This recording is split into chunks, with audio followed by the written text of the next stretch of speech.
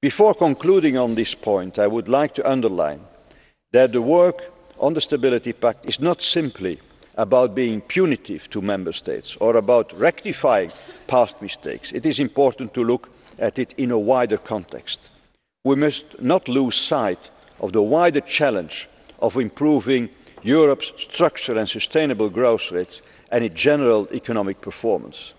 This was the focus of the EU 2020 strategy agreed by the European Council earlier this year. The answer to those who fear that fiscal retrenchment will cut economic growth rates is to focus better on the underlying structural factors that hinder our economic performance and to remedy them.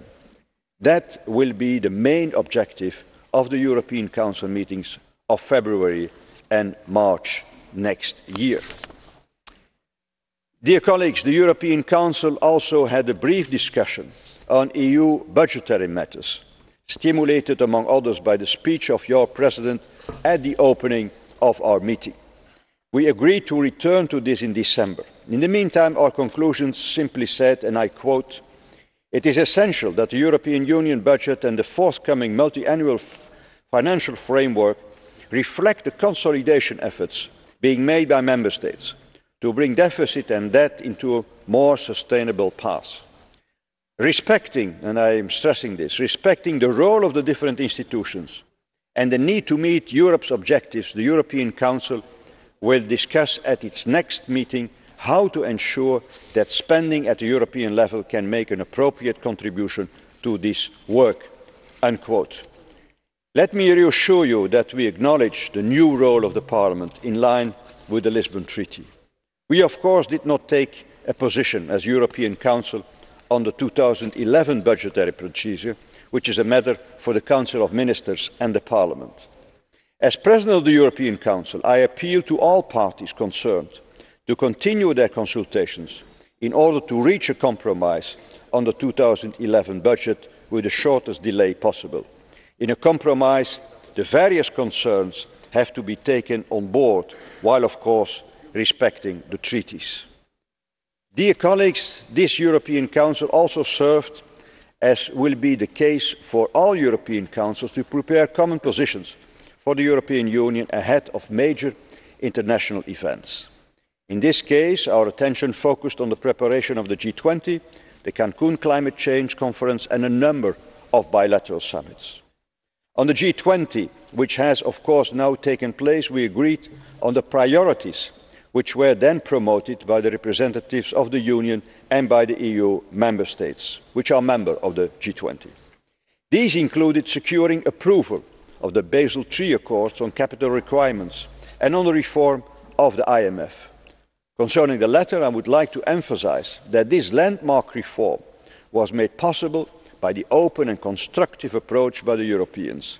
We gave up 2 seats in order to reach the final agreement, thus bearing a large part of the adjustment effort.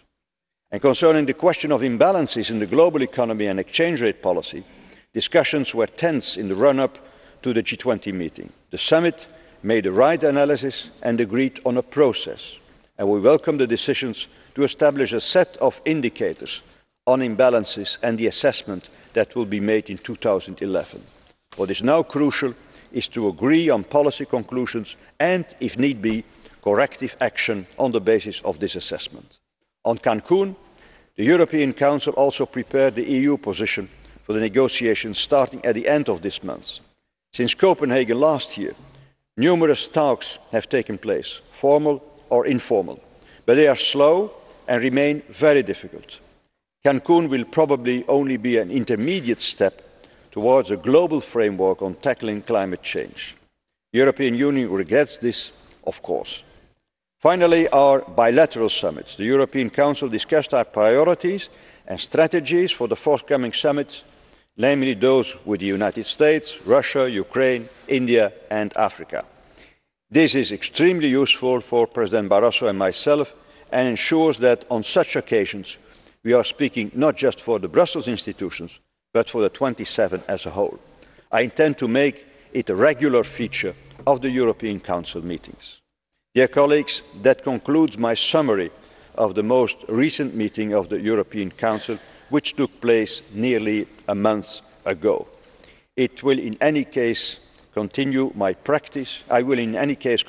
practice of briefing the leaders of your political groups immediately within a couple of hours after the end of each European Council meeting, and I am looking forward to hearing your views. Thank you. Thank you, Mr. President, for your speech.